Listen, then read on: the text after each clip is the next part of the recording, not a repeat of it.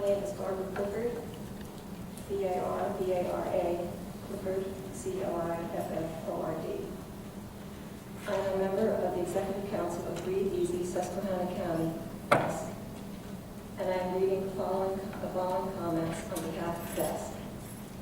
Our mission and goal is to protect regional air quality and health of communities like Susquehanna County, Pennsylvania, from potentially harmful air emissions released through the processes of shale gas extraction, production, and transport. We ask FERC to deny a certificate of convenience, eminent domain, to Williams for the Atlantic Sunrise Project because of induced build-out and cumulative impacts. We already suspect air impacts without the Atlantic Sunrise.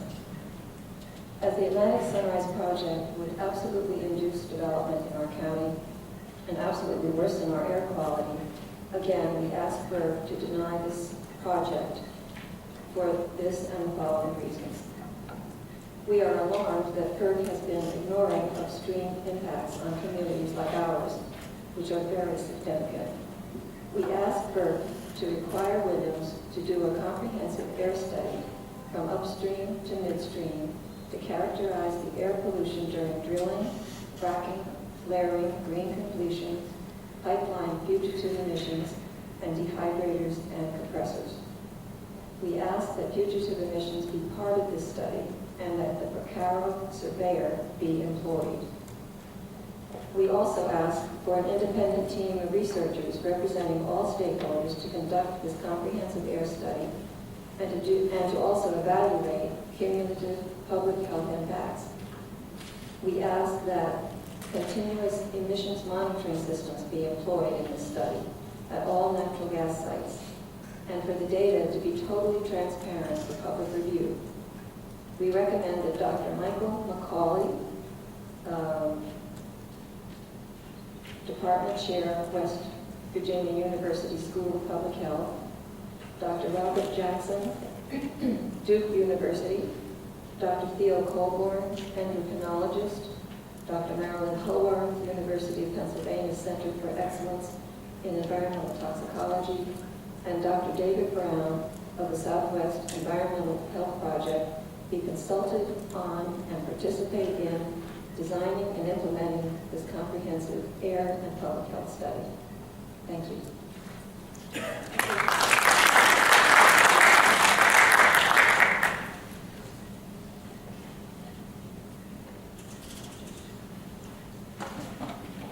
Next speaker is Duke Barrett.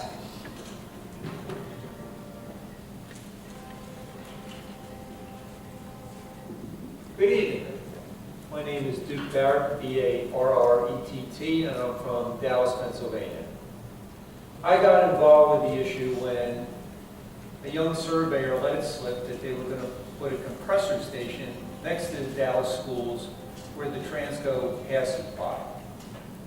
Now, when the Transco was originally built, it was primarily an uninhabited agricultural area.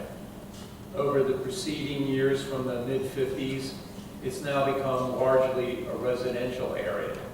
But what struck me as interesting was the disregard for the negative effects that a compressor station would have in a populated area, especially next to a school.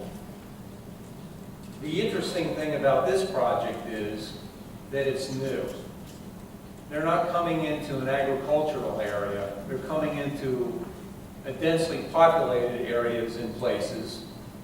And it's not a 24-inch line. It's now a 30-inch line.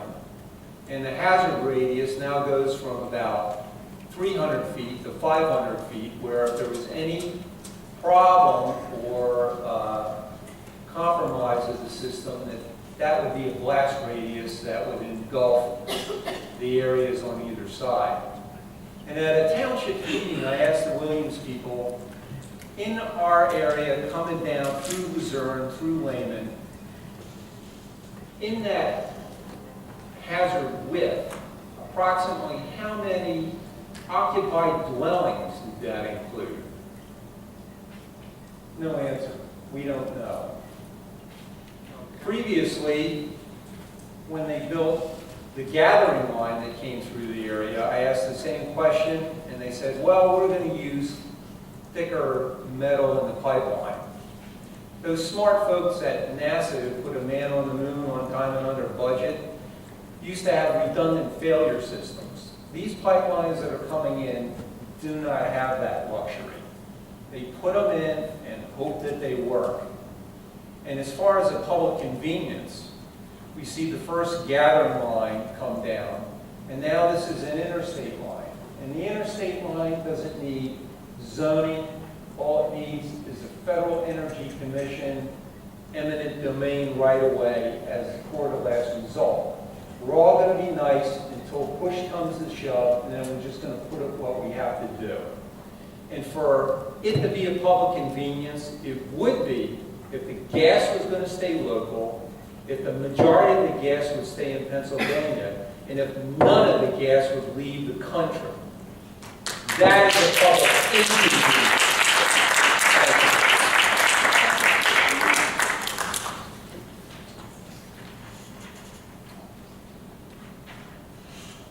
Yeah, next speaker is Andrew Cookless.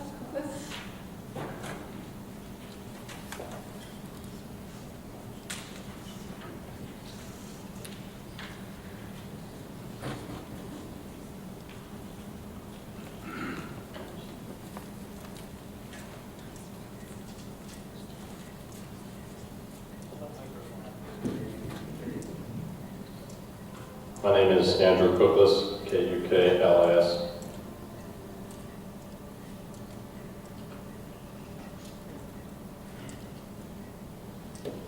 First, I'd like to read a statement directly from Williams' own literature regarding safety and environmental policy. Williams says they are committed to operating its facilities in a safe, reliable manner to protect the public, the environment, and employees. An important part of Williams' comprehensive safety plan is its integrity management plan, which identifies supplemental safety procedures that take place in areas that meet certain criteria of high population density, areas that contain populations of impaired mobility, such as schools and hospitals, and areas where people congregate, such as church facilities, ball fields, and parks. That sounds nice.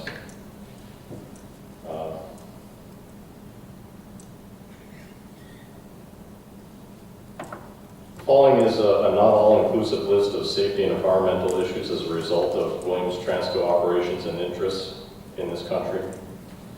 In 1984, November 18th, a Williams Company's 6-inch pipeline ruptured in New Brighton, Minnesota, causing a spill of 40 to 50,000 gallons of jet fuel in an industrial area.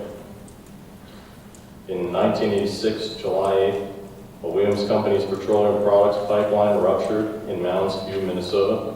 Gasoline at 1434 psi sprayed a residential area, then ignited, killing 2. In 1996, December 11th, a natural gas line operated by Williams ruptured just north of Tonganoxie, Kansas. 2003, May 1st, a 26-inch Williams Company's natural gas transmission pipeline failed near Lake Tapps, Washington. A neighboring elementary school, supermarket, and 30 to 40 homes in approximately a 4-mile area were evacuated. There was no fire or injuries in that event. The failure was later determined to be from stress corrosion cracking. 4 previous failures on this pipeline had existed in the preceding 8 years.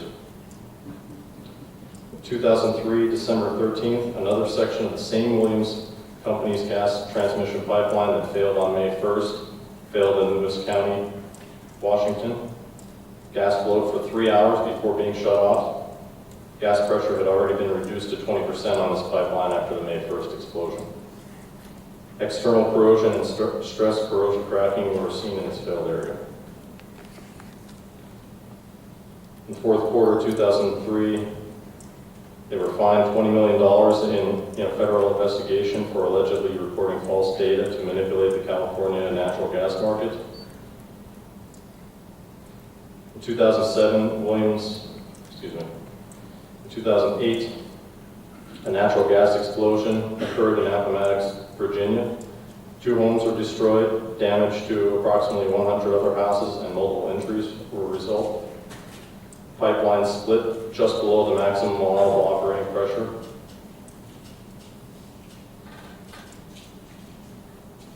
That incident resulted in a 2009 fine of $925,000 for failure to monitor corrosion, which caused the explosion.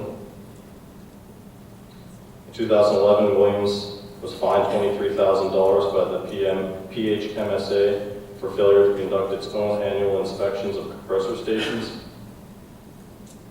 That's the PHMSA's Pipeline and Hazardous Materials Safety Administration, which is part of the U.S. Department of Transportation. In 2011, a Williams Transco pipeline ruptured with an explosion in southwestern Alabama. 2012, March, an explosion at the Lathrop compressor station in Susquehanna County, Pennsylvania, blows a hole in the roof. 2012, March, Transco Williams was fined $50,000 by PHMSA for failure to follow its own internal policies to control corrosion in natural gas pipeline in New York City. 2012, July, a compressor station operated by Williams Companies in Windsor, New York, was venting gas in a routine procedure during a lightning storm when the vent was ignited by the lightning, causing an explosion and a huge fireball. In 2013, March, Williams natural gas plant leaks benzene, which contaminated groundwater. In some places, the benzene was found to be 36,000 times greater than the levels considered safe for drinking. 2013, March, Williams 24-inch gathering pipeline ruptured in Marshall County, West Virginia. In 2013, a fire in a Williams central compressor station near Montrose, PA. In 2013, May, another fire occurred in a Williams compressor at Branchburg, New Jersey. 13 were injured. In 2013, June, an explosion and fire killed 2 people, injured 114 people at a Williams Geismar natural gas chemical plant in Louisiana. 31,000 pounds of toxic chemicals released. Further investigation revealed that 3 years of non-compliance with the Federal Clean Air Act.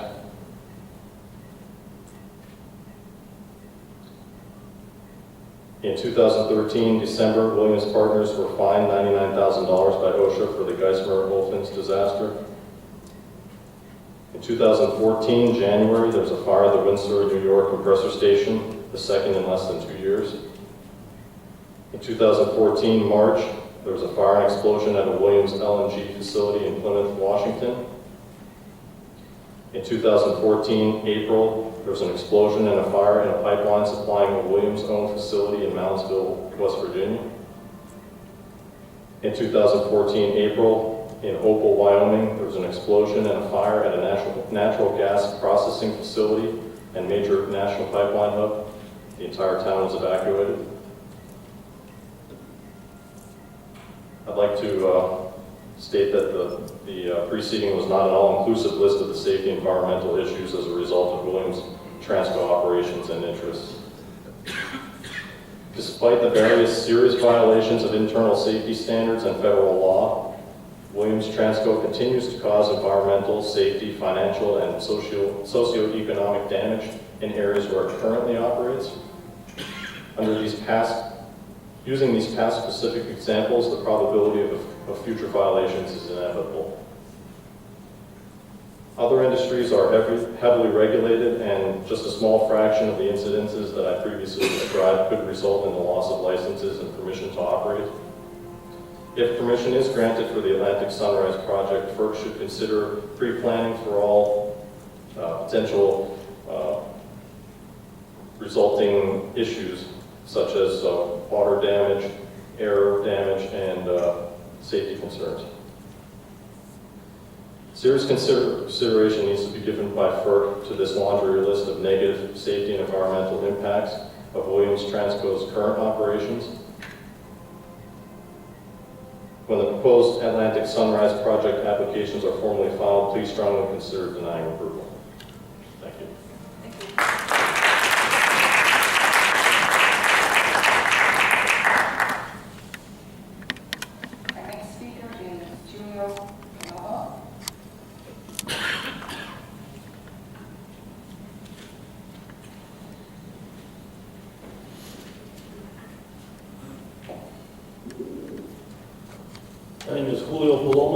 Juliopalomo.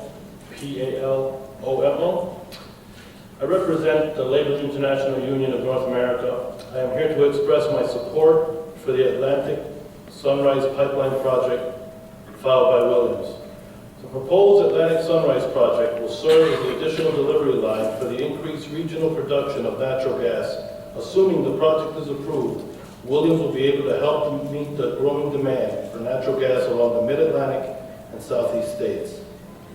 The growth of natural gas production in the United States is leading the country to become more and more energy independent.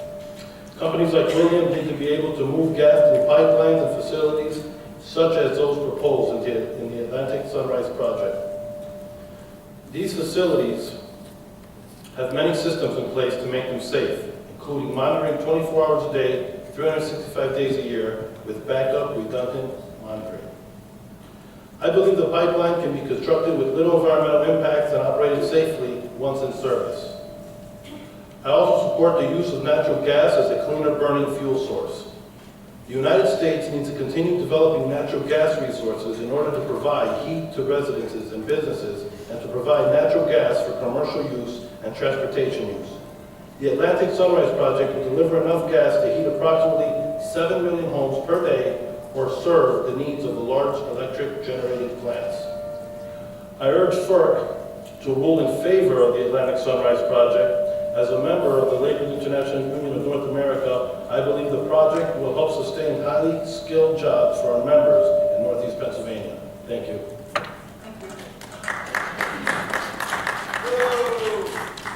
Most of those 7 million homes are in Japan and India. They don't want to tell you that. Excuse me, please, no shouting from the audience, all right? This is just being Oh, polite, excuse okay? me. If you want to make comments after the speakers, all the speakers on my list have finished, you can come up and make more comments at the end if we've got time. Just please. My reserve your bad, comments, my okay? bad. Thank I you. wasn't raised on the farm, but I know what manure smells like. All right, thank you. Our next speaker is Dave Horn.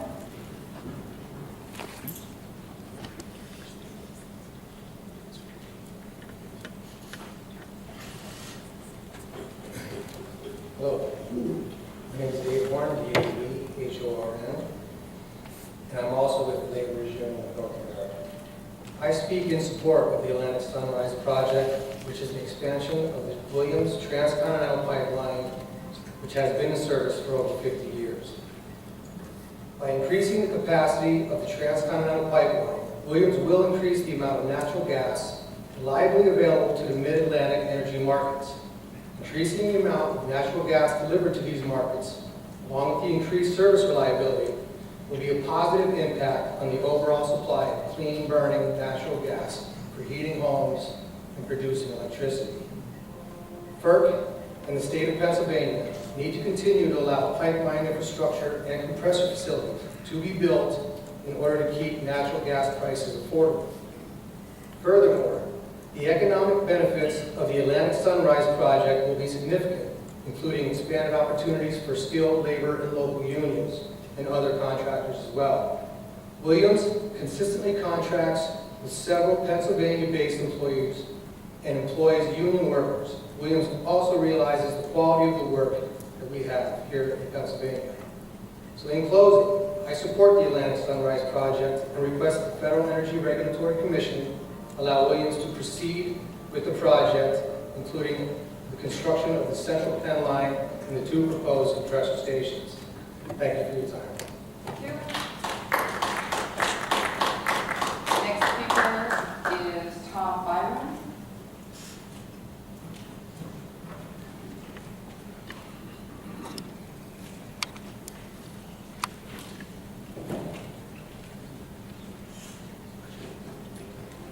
Good evening. My name is Thomas, T-H-O-M-A-S, private, D-Y-R-O-N-M-D. I'm a local physician, orthopedic surgeon, and an active landowner, and former member of the Laborers Local 190, Laborers International. My family has had an extensive engineering background. There have been licensed professional engineers in my family from 1904 until the present time. They have extensive pipeline experience. and I come, and I'll be at Pam, if my wife will be next, as a landowner and a specific impacted landowner.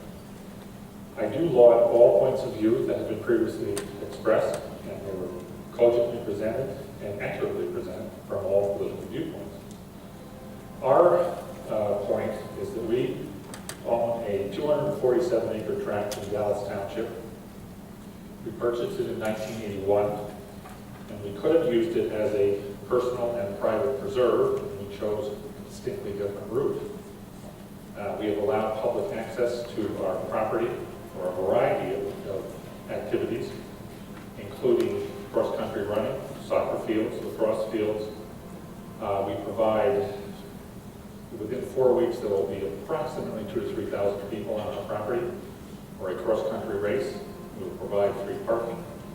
We maintain the cross-country run course at our expense.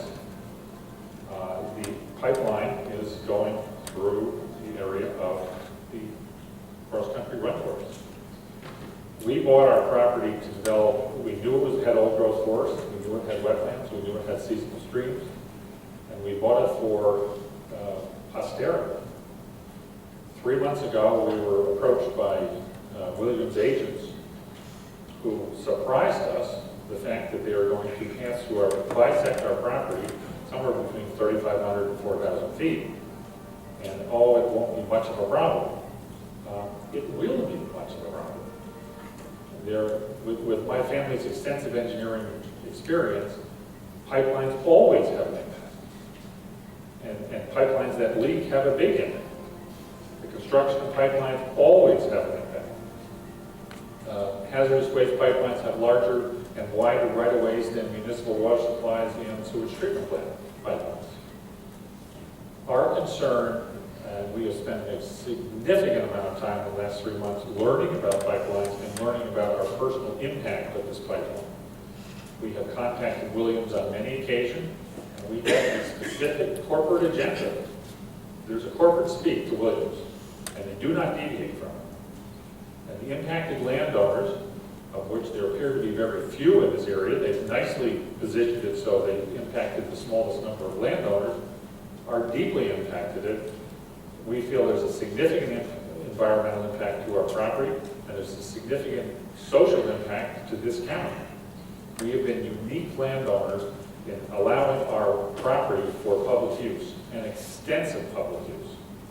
I will defer to my wife, Joan, for further comments. Thank you very much.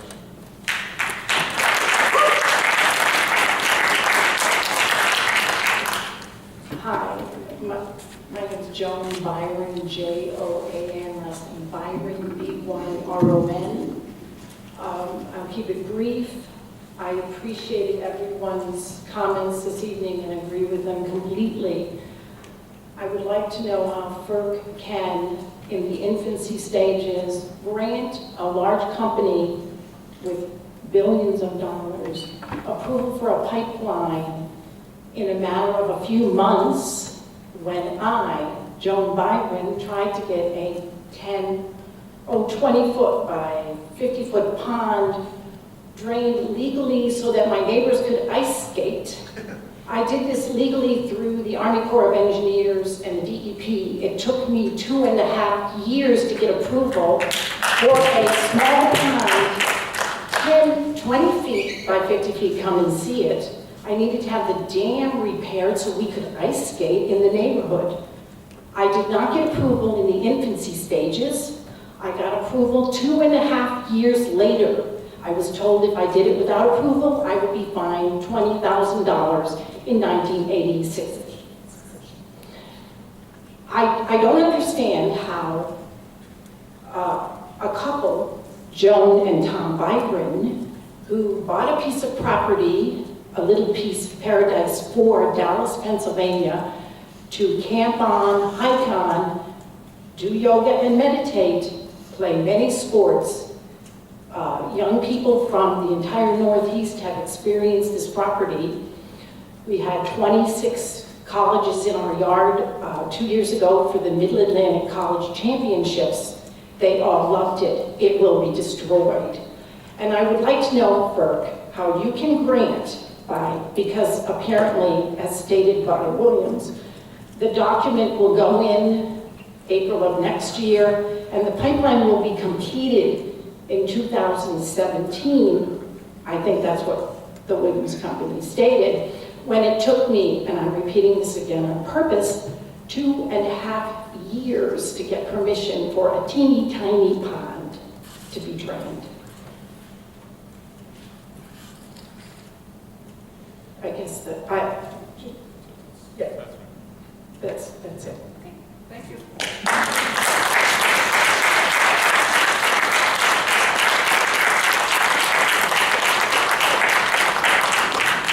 Next speaker is Spencer Johnson.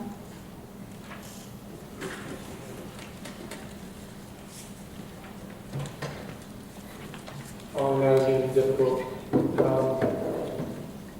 Spencer, S-P-E-N-C-E-R-J-O-H-N-S-O-N. Ladies and gentlemen of the Back Mountain region and surrounding counties, greetings from the shale fields of northeastern Pennsylvania.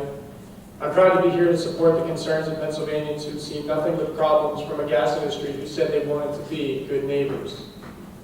The Atlantic Sunrise Pipeline would pave the way for further gas infrastructure that has caused documented health problems, documented water problems, and irreparable damage to the environment. I'm working with Energy Justice Summit right now to expose the gas industry for the pollution and manipulation they get away with on a regular basis, taking advantage of the citizens of rural Pennsylvania and their trusting instincts. My current project is collecting testimonials of those who've been affected by shale gas extraction and related infrastructure, including pipelines. I've interviewed 11 people in Susquehanna, Bradford, and Wyoming counties, and not one of them had a redeeming quality to share about the natural gas industry or their supposedly, quote, good neighbor practices. The following statements are from the testimonial series Stories of the Shale, Pennsylvania, and are copyrighted under Creative Commons International License, so I kindly ask they not be used in any news publications, but feel free to use anything before and after the quotes, which will be marked by the word quotes. Carolyn Knapp of Knaptime Acres Dairy Farm in Bradford County has had her organic operation threatened by the gas industry. Of pipelines like the Atlantic Sunrise, she said, quote, they leave us with nothing except the impacts. We don't get any benefits. The opportunity cost is substantially lower, and in the end, it costs more. Unquote. Referring to both the economic costs that increased demand in foreign countries will have on U.S. citizens when we export this gas at LNG export terminals like Cove Point in Maryland, and the health costs that accompany gas infrastructure, many of which are highlighted in this testimonial series. Craig Stevens, a sixth-generation landowner and Tea Party lobbyist against fracking, yes, Tea Party lobbyist against fracking, watched Laser Energy attempt to bore under Laurel Lake Creek, which led to blasting apart the creek 5 times in 5 days. Of pipelines in the gas industry, he said, quote, they'll tell you this is easy, it's simple, we do it all the time. Then when we watch them do it, they really don't know what they're doing, unquote. Citizens' health and water are being severely impacted by natural gas drilling, fracking, and related fossil fuel infrastructure. Some of the people in this testimonial series have been fighting this industry and its life-threatening practices since 2006 and before. Approving the Atlantic Sunrise Pipeline would welcome more gas drilling in northeast Pennsylvania, resulting in negative health and environmental impacts of various scales, several of which we've heard about this evening. It would allow further expansion of pipelines that snake through countrysides and woodlands and tracts, leading to compressor stations that leak and explode, shooting into the air volatile organic compounds and carcinogenic chemicals that damage our bodies and the environment, and also things we've heard about this evening. We cannot afford to take the risks this pipeline poses to our health, our land, and our children's futures. There are alternatives to pipelines and fracking. There are alternatives to natural gas. To quote Tammy Manning, there's no place for fossil fuels in today's world. We're in the 21st century. Let's start acting like it. Thank you and peace.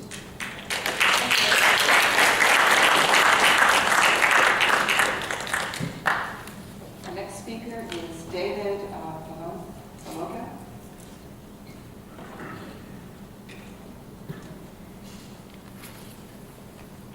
Hi, my name's David Baloga, B-A-L-O-G-A. I'm a resident of Lake Township, I've been a neighbor of the Williams Pipeline since we bought our property 30 years ago. It's been benign. It's something that we never worried about. We know it's there. We sleep. My wife and I have our bedroom that we constructed about 12 years ago as an addition to our house. Is actually 40 feet approximately from the existing 24-inch pipe. About 3 years ago, Williams unearthed a section of the pipe to resurface it because a smart pig detected corrosion. They dug a Olympic-sized swimming pool excavation in our backyard, 2 huge excavators, one of which had a pneumatic jackhammer attached to it. It was a project that lasted, I would say, at least a month, if not 2 months. They dug up the pipe. They showed me a piece that they dug out of the hole, and they called it a remnant from the past. It was a ring cut off the original pipe. They threw it up out of the hole. We looked at it. It was as solid as the day that it was thrown in the hole. And that kind of reassured me that the pipe was safe. However, the pipe thaws the snow on our driveway. It's only 3 feet deep with the markers that are in my yard right now from the current survey that goes through there. So I know the pipe is very close to the surface. The pipe has not been a problem, but I'm not crazy about having another 50-foot right-of-way installed next to this pipe. Now, over these 50 years, the wildlife in the forest has overgrown and taken this pipeline and made it part of itself. The impact on the wildlife in the forest has been totally assimilated as if it was never there. I cut the grass on the pipeline for about an 800-foot swath through my property. It runs through my side yard, over my driveway, out my backyard.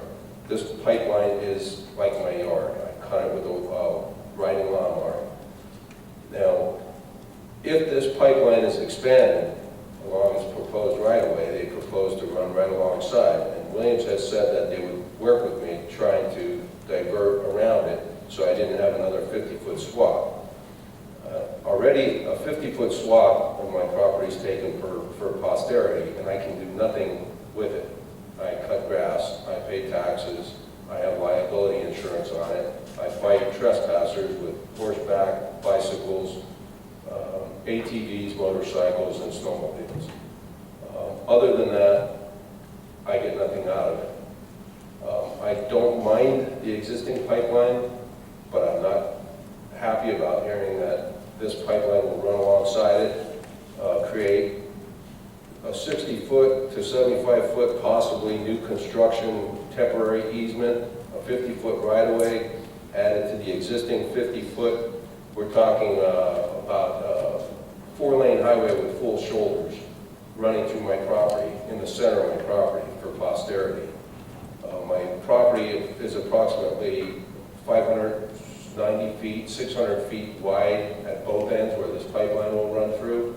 If you take out just the right-of-way, the finished right-of-way of 100 feet from a 600-foot wide 10.19 acres I have, you can see it's a giant impact on my life, my wife's life, my children. We camp, we don't hunt. We haven't hunted since we moved there because we love the wildlife. We try to conserve the wildlife. I'm not an environmentalist, I'm a conservationist. I believe in the gas industry. I support the drilling, I support the pipelines done properly, environmentally sensitive to the landowners, the environment, but this pipeline is going to have a huge impact, and I'm just surprised that it's going to happen so fast. If this pipeline goes through, what's to say in 3 years, Williams doesn't say we need more capacity. We want to do the same thing again. We want to run it right next door. Take another 100 feet, another 50 feet. I'll have, when this pipeline is constructed, the 30-inch pipe plus the 24-inch pipe, a 54-inch pipe running next to my home. The construction crew that worked on that pipeline repair project told me they reduced the pressure in the line when they worked on it. They said it doesn't matter. You will be gone. Your house will be gone. We will be gone. The road will be glass. You don't have to worry about it. Everything will be gone. I didn't worry about that. I'm not worried about it blowing up, so to speak. but I'm not interested in having this huge swath of land lost forever. The groundwater disturbance, surface water problems that I already have from the 50-foot right-of-way has caused me 30 years of dealing with driveway washouts and yard repairs and landscaping. Now I'm going to have another pipeline if it runs alongside. I will not be able to mitigate that without serious engineering controls. And the additional engineering controls to minimize runoff problems are creating even more destruction to my environment, my yard, and the character of my property. The wildlife will be fragmented even more because of this huge swath cut through this forest. I have 3-foot in diameter trees that will be affected. This section was lumbered in the 50s. It was clear cut practically. Some of the original trees are still left because they're on the border of the right-of-way. These are the trees that will suffer if this pipeline goes nearby. Now, I've asked Williams to reroute the pipeline around some of these areas that I'm most concerned with, but they said they'd have to bring it back in to connect at the end of my property. That's not going to help me because that's just going to bring the runoff right to my driveway where I already have problems. My wife and I bought this property for the protection of our well, the privacy of our home, and the forest and wildlife habitat that it has. The trout stream across the street is of the highest quality. It's Harvey's Creek, which is also an emergency water supply for the Seastown Reservoir that services 50,000 plus residents of Wyoming Valley. Any type of erosion, surface runoff, or disruption to the environment that can cause soil or other pollutants to run into that stream is a big problem because this source water is used when the dam can no longer take its normal capacity from other sources. This is the emergency supply from the dam. So if there's a drought, they pump the water from this creek into that reservoir to supply those residents. That is when this would be the most vulnerable to any type of problem, and that's what scares me about that. Now, the 100-foot swath of right-of-way runs right down this hill, and it's an 8-foot drop for every 10 feet. It runs down that embankment into Harvey's Creek, and I can't see any kind of engineering controls that are going to be able to mitigate the huge amounts of runoff that we already get from snow melts and hurricane-force storms. Again, I say, will Williams come through and run another line in the future and take more of my property? And the impact to the landowners is forever. I get nothing from this. I already have it. I know what it's like. I know what the construction is like. It's forever. I get nothing else besides the initial payment forever. I would ask that the eminent domain not be allowed so that impacted landowners have the maximum control of the route on their property or the rejection